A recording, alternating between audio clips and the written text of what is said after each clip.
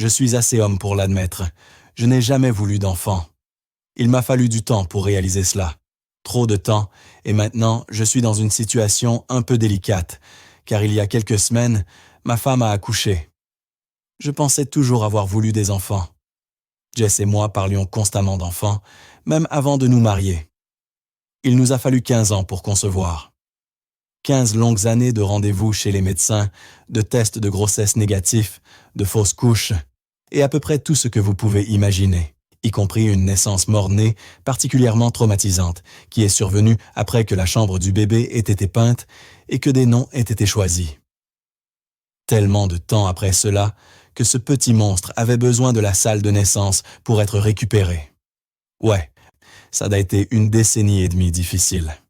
Une sorte de difficulté qui transforme l'idée de tout abandonner, de admettre que tout cela n'était rien, en un potentiel déclencheur de PTSD. 15 ans, c'est une éternité, et nous ne récupérions pas ces années. À ce stade, si j'avais gagné le débat, si nous avions renoncé à Vermes Regina, aucun de nous n'aurait obtenu ce qu'il voulait. Après 15 ans, cette guerre touchait soit à une fin avec un bébé dans notre maison, soit elle se terminait pour Jess. Après ce que nous avions traversé, il n'y avait pas vraiment de terrain d'entente. Je continuais à me dire que cela en valait la peine, car nous voulions des enfants. C'était tout ce que nous avions toujours voulu, ou du moins je le pensais. Il s'avère que je n'avais raison qu'à moitié. Ce n'était qu'après qu'elle soit enfin tombée enceinte que j'ai appris une vérité difficile sur moi-même. Je ne voulais pas d'enfant, en fin de compte. Je voulais juste Jess. Je la voulais dans ce sens pur et simple de vieillir ensemble sur le porche. Le bruit des petits pieds de Graham courant autour était simplement une partie du package. Elle avait besoin d'un futur avec eux, tout comme j'avais besoin d'un avenir avec elle. Nous savions tous les deux pourquoi nous étions ici. Nous avions tous deux des idées claires sur les futurs que nous voulions, et nous aurions tous fait n'importe quoi pour les obtenir. Il faut que vous sachiez cela sur nous, avant tout. Cela expliquera beaucoup de choses. Cela fait plus d'1 an que j'ai entendu parler de Vermes Regina. Ça fait beaucoup de mois de recherche sur le web sans résultat. Des heures de recherche infructueuses et surtout presque 14 mois sans contacter les autorités ou même nos familles, alors que je savais que j'aurais vraiment dû le faire. C'est pourquoi il est vital que vous compreniez à quel point j'étais passionné. J'étais passionné pour rendre Jess heureuse et à quel point elle était dévouée à l'ascension vers la maternité. Une ascension que son ovule unique, sous-développé et bourré de kystes lui avait toujours refusé. Ou plutôt, le droit à la maternité dont elle avait été privée jusqu'à ce que Vermes Regina entre dans nos vies. Pour commencer par le début donc, Vermes Regina. Au début, nous pensions qu'ils étaient la réponse à nos prières, un petit miracle que nous avions enduré plus que suffisamment de déception pour mériter. Après des années à essayer tout, de l'acupuncture à la FIV, Jess et moi avions presque abandonné l'idée d'avoir un enfant. Nous avions même commencé à discuter d'utiliser ce qui restait de nos économies pour acheter une nouvelle maison, plutôt que de refaire un traitement. J'avais évidemment commencé à envisager la possibilité que les enfants ne soient pas dans notre futur bien avant Jess. Cependant, je m'étais stupidement laissé croire que le conseil et la thérapie de deuil avaient également fonctionné pour elle. Elle ne pleurait presque plus pendant les 5 ou 6 mois précédant notre dernière soirée de normalité. Elle s'était même montrée ouverte aux discussions sur l'adoption ou l'accueil pour la première fois, quelque chose à quoi elle avait toujours nié en répondant avec autre chose que de la rage. Nous étions si proches de poursuivre notre vie, si terriblement proches. Je me souviens de cette nuit-là avec clarté. Jess est entrée en courant dans le salon, agitant une brochure devant mon visage, parlant à 1000 à l'heure. C'était un rituel auquel j'étais plus qu'habitué à ce moment-là. Vermes Regina n'était pas la première entreprise à proposer un nouveau traitement de fertilité révolutionnaire, mais expérimental que Jess avait déniché. Nous étions même allés jusqu'en Roumanie pour un traitement, donc je n'étais pas étranger à suspendre mes doutes et à garder mon scepticisme bien loin de mes lèvres. Je sais maintenant que c'était parce que je ne me souciais en fait pas de savoir s'il réussissait ou non. Je voulais juste que Jess soit heureuse. Si ça signifiait fréquenter des charlatans et des médecins de bazar pour le reste de mes jours, soit. Cela dit, j'étais sceptique quant à cette offre en particulier. Il y a eu une petite dispute ce soir-là. Enfin, beaucoup d'arguments. Nous avions déjà dépensé tellement d'argent sur des procédures coûteuses qui n'avaient jamais donné de résultat, et comme je l'ai dit, je pensais sincèrement que Jess était sur le point de tourner un coin et de canaliser son besoin d'offrir de l'affection maternelle dans un chemin moins résistant. Je n'ai pas besoin de vous expliquer qui a gagné cette petite dispute. Jess était particulièrement insistante, d'autant plus que le traitement était proposé entièrement gratuitement. Je sais ce que vous pensez. Un traitement gratuit. Gros drapeau rouge. C'est ce que je lui ai dit. Mais elle m'a informé, à travers des dents serrées, qu'un de nos nombreux médecins avait transmis nos informations à Vermes Regina et qu'il nous avait les contacter directement. J'ai clairement fait comprendre à quel point j'étais prêt à être procédurier à ce sujet, après cette violation de la confiance médicale de l'un de ces providers qui avait balancé nos affaires de privé. Mais Jess a fait savoir que si je le faisais, elle deviendrait très procédurière concernant l'avenir de notre mariage. Pour résumer, nous étions dans un bureau d'une clinique Vermes Regina le samedi suivant. Jess ne mentait pas. Le traitement à cette petite clinique petite, mais étonnamment à la pointe de la technologie, serait entièrement gratuit. C'était un de ces « nous avons besoin de plus de succès confirmés » avant de pouvoir commencer à offrir cela contre de l'argent, donc vous nous rendez réellement service. Piège.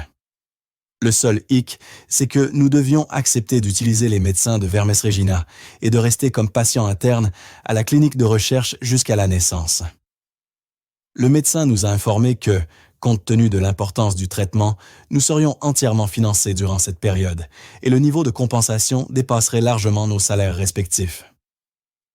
J'étais réticent à ces conditions pour de nombreuses raisons, principalement parce qu'elles étaient évidemment bien trop belles pour ne pas avoir un énorme hic caché. Mais Jess était convaincue qu'un risque sur Vermes Regina était un petit prix à payer pour la possibilité de devenir enfin parents. En fin de compte, j'ai accepté de continuer et nous avons emménagé à la clinique la semaine suivante, avec Jess subissant le traitement 2 jours plus tard. Quant à ce que le traitement de fertilisation impliquait exactement, je ne sais toujours pas. Aucune des infirmières ou des médecins ne m'a rien dit sur la procédure, invoquant la confidentialité des patients. C'est une excuse à laquelle je me suis habitué à entendre pour trop de choses cette année, pour être honnête. Ce n'est qu'après la naissance que j'en ai pris pleinement conscience, mais le personnel ici fait de leur mieux pour ignorer mon existence, sauf si j'interfère directement avec eux. Et même alors, les interactions sont teintées de mépris de leur part, frôlant, je l'ai remarqué trop tard, l'hostilité ouverte. Jess ne m'a toujours pas dit ce qui s'est passé dans cette pièce. Je sais juste qu'ils n'ont jamais demandé d'échantillons de sperme de ma part, ni aucune information génétique à transmettre. Quelque chose que j'ai continué à évoquer pendant plusieurs semaines avant que Jess ne me dise, clairement, que je devais me taire et cesser de remettre en question notre bonne fortune.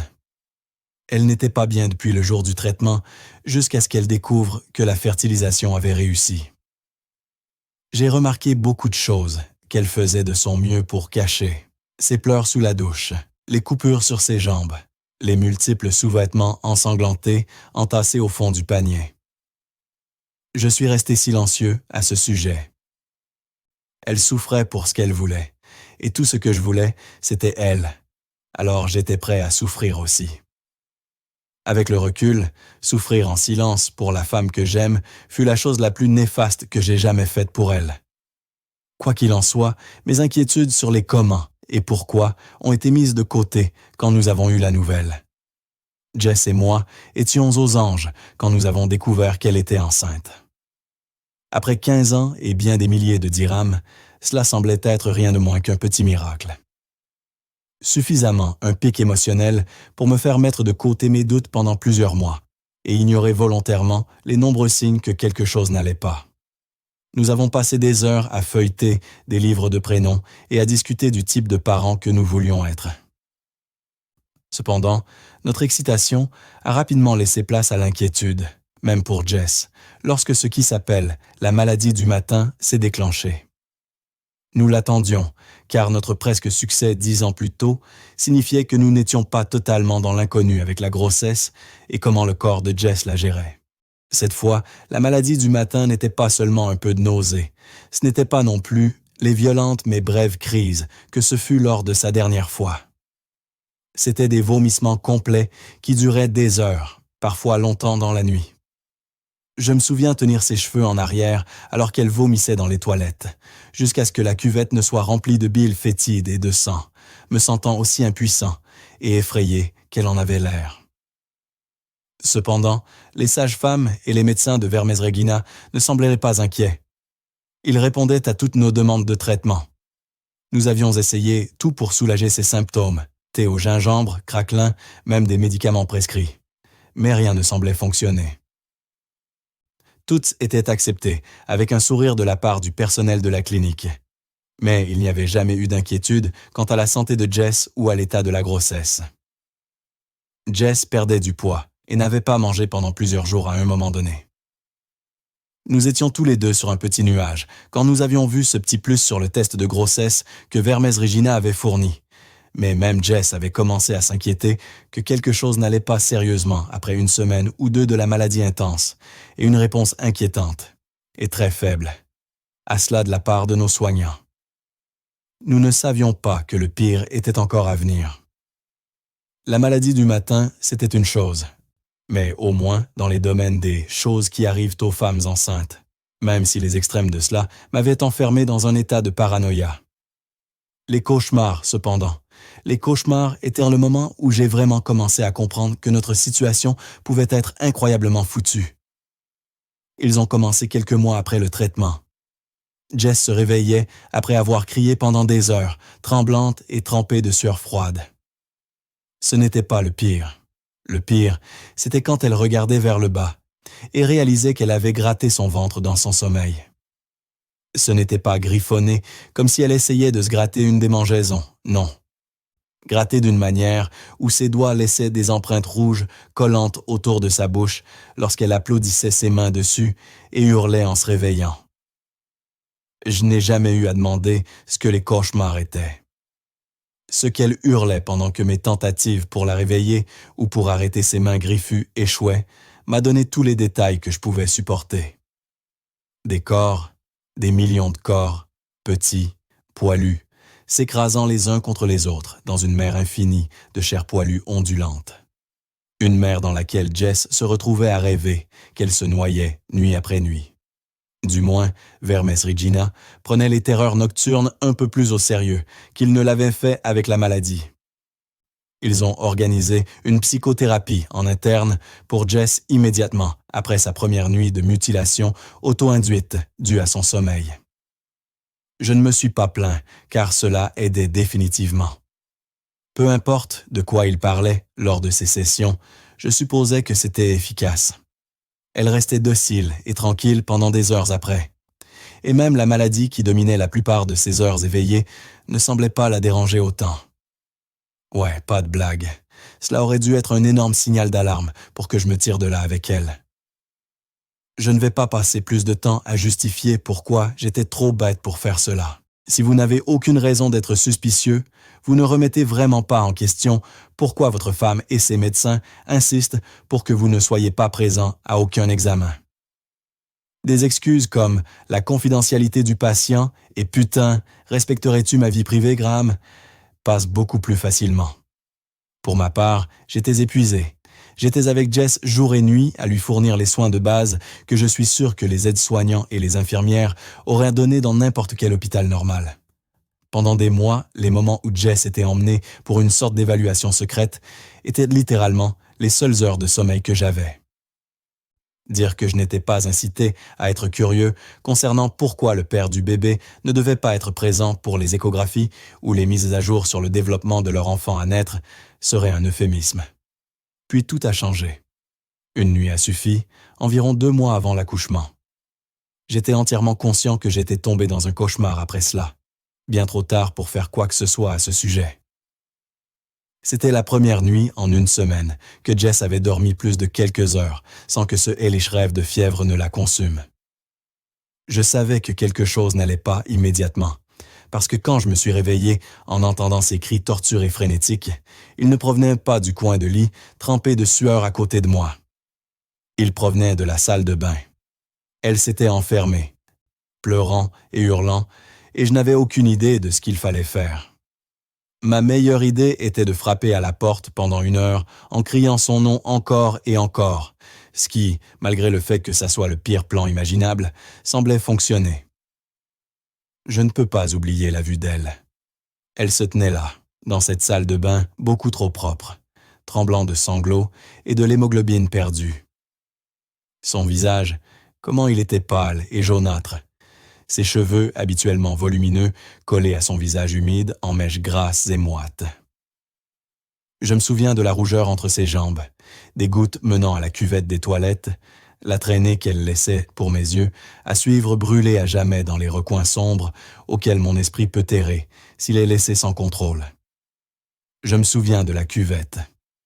Je me souviens d'avoir entendu mes propres cris de surprise comme s'ils provenaient de moitié d'un monde éloigné, des lèvres de quelqu'un d'autre. Je ne me souviens pas de grand-chose après cela, rien de cette nuit-là au moins. Cela a bien sûr plusieurs fois depuis lors, mais malheureusement, Jess était trop avancée dans ses soi-disant sessions de psychothérapie pour s'inquiéter autant qu'elle aurait dû.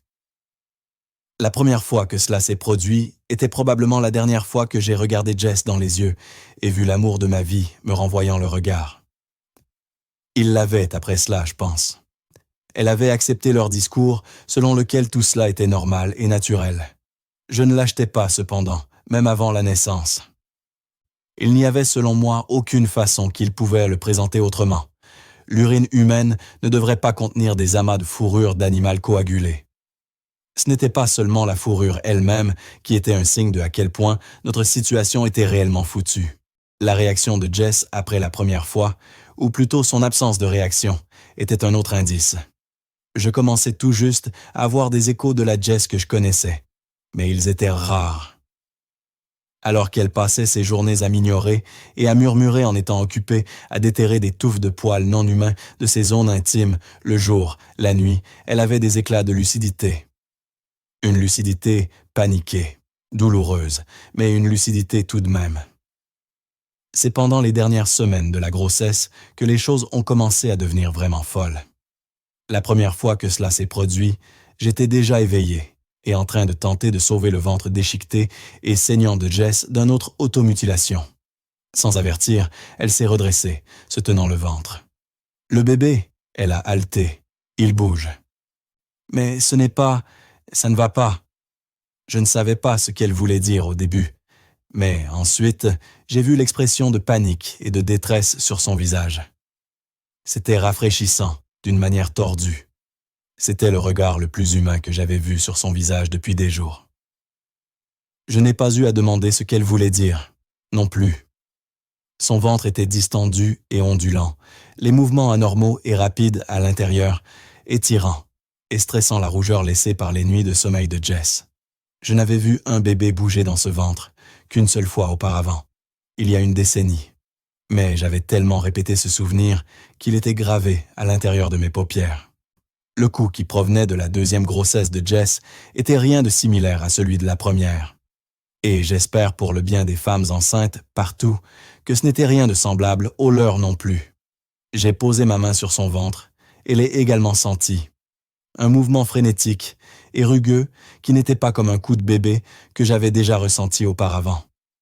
C'était presque comme si quelque chose essayait de sortir de l'intérieur. Jess respirait fort, des larmes coulant sur son visage. « Graham, ce n'est pas humain, » elle a chuchoté. « C'est autre chose. Quelque chose de terrible. Dis-leur de me le sortir. S'il te plaît, Graham. Fais-le sortir de moi. Utilise tes mains si tu dois. Fais-le sortir de moi, Graham. » J'ai dû retirer mes poignets de son étreinte alors qu'elle les poussait contre la bosse ondulante qui dépassait de sa taille. Malgré moi, j'ai essayé de la calmer en lui disant que ce n'était qu'une partie normale de la grossesse. Je lui ai menti en gros. J'ai menti parce que ma mémoire de combien elle voulait tenir un enfant dans ses bras prévalait sur toutes les preuves que notre situation actuelle n'aurait pas ce résultat. J'ai menti parce que j'étais terrifié de la regarder dans les yeux si elle perdait cet enfant aussi. car je ne voyais pas comment sauver notre mariage si elle finissait par subir une interruption à cause des conseils que je lui aurais donnés. Même si dans l'instant, elle était d'accord avec la décision, je savais que j'étais trop lâche pour faire confiance au fait que le temps ne changerait pas sa perspective ou ne festerait pas du ressentiment. Le pire de tout, j'ai menti, parce qu'en fin de compte, j'étais prêt à tout faire pour préserver ses rêves de balancelle. Et je savais, ou du moins je croyais naïvement dans mon jugement pauvre et privé de sommeil, que nous devions atteindre la ligne d'arrivée de Vermes Regina pour que cela se produise. Évidemment, les coups de membres anormalement fins, se poussant de 6, 7, 8 pouces du ventre de Jess, n'inquiétaient pas les médecins de Vermes Regina qui sont arrivés justement lorsque j'ai tiré la corde d'alarme du lit. Ils nous ont dit que tout allait bien, que certains bébés font simplement plus de mouvements que d'autres. Jess et moi, nous sommes unis dans notre affirmation que c'était des conneries. Pour la première fois depuis des mois, j'avais l'impression qu'elle était avec moi à nouveau. Bien sûr, la camaraderie n'a duré que le temps qu'il a fallu pour qu'ils organisent pour elle une session d'urgence de psychothérapie. Le truc bizarre, cependant, c'est qu'aucune des sessions ne semblait l'aider à gérer ses terreurs nocturnes. Ses cauchemars sont devenus bien pires. Elle se réveillait presque une douzaine de fois chaque nuit en sueur froide, hurlant au sujet d'ossants infinis de corps poilus, de masses ondulantes de queues serpentines et de centaines de dents jaunes qui s'entrechoquaient. Et tout en cela, je pouvais sentir les coups rouillés de la chose en elle, devenant de plus en plus forts à chaque rotation de la Terre à mesure que le jour de l'accouchement approchait. Au cours de cette dernière semaine, j'ai perdu les pédales. La situation devenait trop difficile, même pour moi, avec mon objectif de vie de retraite sur le porche comme encre. J'ai décidé de tirer la corde d'assistance et de ne pas arrêter jusqu'à ce que les médecins de Vermes Regina me donnent des putains de réponses. J'ai crié aux deux brutes en blouse blanche quand ils sont arrivés, exigeant d'en savoir plus sur le traitement qu'ils avaient utilisé pour que Jess tombe enceinte, menaçant toutes sortes de malheurs, auto-infligés ou autres, à moins qu'ils ne me disent ce qu'il y avait dans le ventre de ma femme. Cependant, au lieu des réponses habituelles, mes questions ont été accueillies par une force solide, rencontrant mon visage. La montagne de muscles qui m'a frappé s'est accroupie au sol où il m'avait mis, parlant très lentement et clairement pour que son message ne soit pas mal compris. À ma grande surprise, le médecin m'a fait très clairement comprendre qu'il pouvait induire une fausse couche si je continuais à poser trop de questions. Je me souviens de la couleur et de la chaleur s'évanouissant de mon visage, mon pouls manquant plusieurs battements. Pendant quelques minutes, le médecin et moi nous sommes regardés dans les yeux, le silence seulement troublé par les murmures de Jess en train de retirer des touffes de fourrure ensanglantées d'elle dans la salle de bain. Il m'avait eu, et il le savait. Vermes Regina était astucieux. Il n'avait clairement pas ignoré ce que je disais. Il savait exactement quel bouton presser pour obtenir ma conformité. Je ne laisserai pas les choses finir aussi proches de la date d'accouchement. C'était la dernière chance de Jess d'atteindre le véritable bonheur, de trouver l'épanouissement dans sa propre vie, qu'elle avait apporté dans la mienne le jour où nous nous sommes rencontrés. Il savait que menacer de me tuer ne m'importait pas. Menacer de tuer le bonheur de Jess, cependant, c'était une autre histoire. Aussi terrifié que j'étais du coup de ce bonheur avec un tel chantage, il n'y avait pas grand-chose qu'il ne m'aurait pas fait faire. Je savais dans mon cœur que Jess préférerait mourir maintenant que de vieillir sans être mère. J'ambitionnais égoïstement notre complicité, trop pour être la raison qu'elle soit confrontée à une vie insatisfaite, prolongée avec moi au lieu d'une vie courte mais déterminée, faisant tout son possible pour vivre son objectif. Je n'ai pas eu à souffrir l'indignité de mon échec, bien longtemps cependant. À peine 10 minutes après que le soi-disant médecin m'ait cassé le nez pour avoir posé trop de questions et m'ait délivré les termes pour la venue de mon enfant sur Terre, Jess est entrée en travail. Étonnamment, nos bienfaiteurs de Vermes Regina m'ont permis d'être présent pour l'accouchement, pendant les 96 heures que cela a duré. Je vais vous épargner un compte rendu étape par étape parce que honnêtement, mon esprit a bloqué la plupart de cela. Ce dont je me souviens ne sont que des flashs, juste assez pour que mon esprit soit totalement sûr que les souvenirs qu'il cache sont cachés pour mon propre bien. Je n'ai pas besoin de me souvenir de tout pour savoir que c'était la chose la plus horrible que j'ai jamais vécue. Une petite armée d'infirmières, de sages-femmes, de chirurgiens et d'ordres médicaux était présente. Je peux encore entendre leurs chants lorsque j'essaie de m'endormir. Un drone infini de presque des mots. Un hymne à la fois irritant et migraineux qui se superposait aux hurlements d'angoisse de Jess pendant chaque heure de près de 96 heures passées attachées à cette chaise. Ils ne m'ont pas laissé sortir de la chaise. J'étais à moitié affamé et déshydraté au point d'être aux portes de la mort lorsque le bébé est enfin arrivé. Mais ils n'ont jamais desserré les sangles. Ils ne m'ont jamais laissé sortir de la chaise. Peu importait combien de temps je passais dans la lumière des bougies à me débattre contre les épaisses ceintures de cuir qui maintenaient mes poignets et mes chevilles, comme un ghoul à moitié fou. Ils ne m'ont jamais laissé sortir de la chaise. Tout le monde avait sa place et son rôle dans l'arrivée, y compris moi. La chaise était l'endroit où je devais être, jamais en dehors de la chaise. Je suis étonné d'avoir encore eu l'énergie de crier à la fin du 4e jour. Mais je l'ai fait. Cela m'a presque achevé, mais j'ai réussi à beugler si fort que la liturgie perpétuelle de blasphème indicible prononcée par le médecin a failli vaciller. La chaise était fixée au sol, en face du lit. J'avais réussi à apercevoir Jess quand ils m'ont attaché un strap durant la première heure. Ses jambes hautes dans des étriers obstétriques, son corps nu tremblant sur des draps en soie, un flot constant de fluide corporel, visqueux de fourrure non humaine, s'écoulant de l'ouverture dilatée au sud de son ventre distendu. Cependant, peu après notre arrivée, elle avait été coupée de ma vue par ce cercle de personnel médical chantant. Alors j'ai passé la plupart de ces 4 jours à dévisager le dos de leur tête capuchonnée. Je ne sais pas ce que j'avais espéré voir Jess tenir dans ses bras quand le cercle a enfin cédé et que j'ai pu contempler ma femme à nouveau. Quelle que soit l'image que j'avais pu imaginer, cela n'avait certainement rien à voir avec ce que j'ai réellement vu. Ce que je pouvais encore voir, jusqu'à ce matin, quand une des infirmières a eu un moment de lucidité et a décidé de quitter cette organisation, ou secte, ou mouvement, ou peu importe ce qu'est Vermes Regina, me prenant avec elle et me laissant dehors sans cérémonie, dans un hôpital d'urgence. Lorsque j'ai vu Jess dans cet état post-partum, elle était, sauf pour un détail, le parfait modèle de la maternité fraîchement acquise. Toute la douleur des 4 derniers jours avait disparu de son visage. Elle avait été remplacée uniquement par une chaleur radieuse en regardant la nouvelle vie blottir contre elle. La chose humide, luisante et poilue tétant son sein, sa queue serpentine enroulée autour de son bras.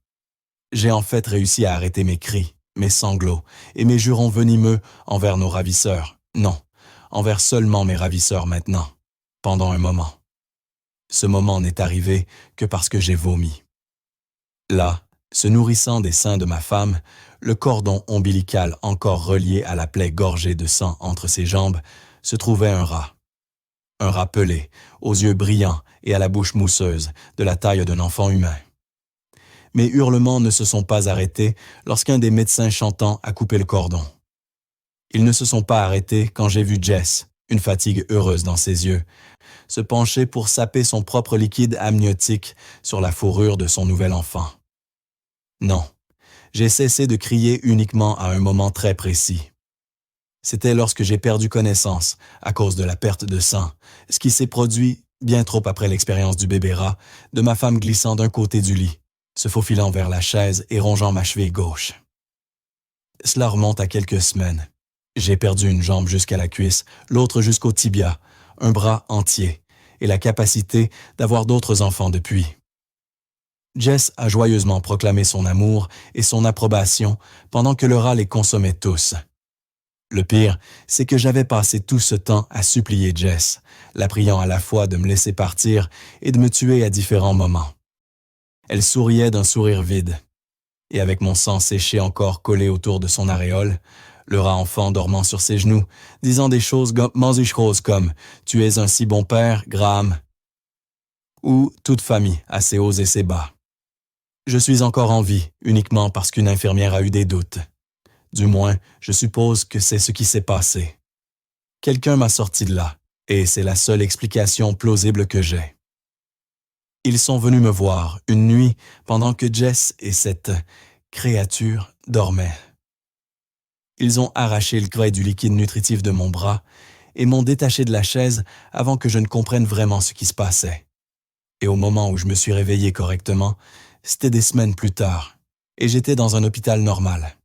Les flics croient étonnamment la majeure partie de mon histoire. Évidemment, Jess avait un boulot, nous avions des amis et de la famille. Nous avions prévenu notre entourage que nous allions nous éloigner et n'allions pas être en contact, mais pas pour aussi longtemps que nous l'avions réellement été. Jess et moi avions tous deux été signalés disparus depuis longtemps, donc la police était ouverte à peu près à tout. Tout, sauf la vérité qui importait le plus, l'enfant lui-même, ce rat qui a consumé mon avenir, et la secte qui l'a mis dans ma femme. Ils vont chercher Jess et traînent cela comme un enlèvement lié au cartel. Leur évaluation est que Jess et moi avions été malheureux de passer au sud de la frontière et d'être dans la mauvaise clinique au mauvais moment. Jess est, selon leur meilleure estimation, prise comme paiement d'une dette médicale auprès d'hommes peu recommandables, et mes blessures ont été infligées lorsque j'ai essayé de les arrêter. Une histoire aussi ancienne que le temps, ont-ils dit. Ignorant le fait que je suis assez sûr que cette version très stéréotypée de histoire aussi ancienne que le temps n'est jamais vraiment arrivée à personne d'autre.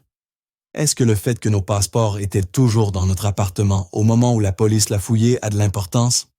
Évidemment que non. Les parties de mon récit qui ont vraiment de l'importance, ils croient que je les ai inventées comme une sorte d'hallucination post-traumatique, y compris la société Vermes Regina et la clinique. Je connais la vérité cependant. Ils peuvent chercher Jess autant qu'ils veulent. Ils ne la trouveront jamais, ici ou au sud de la frontière. Jess ne veut pas être retrouvée. Jess n'est pas disparue. Elle est plus trouvée qu'elle ne l'a jamais été durant notre mariage. Elle a retrouvé son but maintenant, et je lui ai donné le bonheur que je lui avais toujours promis, que je lui donnerais un jour, au cours de nos 15 ans, à essayer d'avoir des enfants. Tout cela m'a coûté la plupart de mes membres, mes rêves et elle. Honnêtement, avoir des enfants était la pire décision que j'ai jamais prise.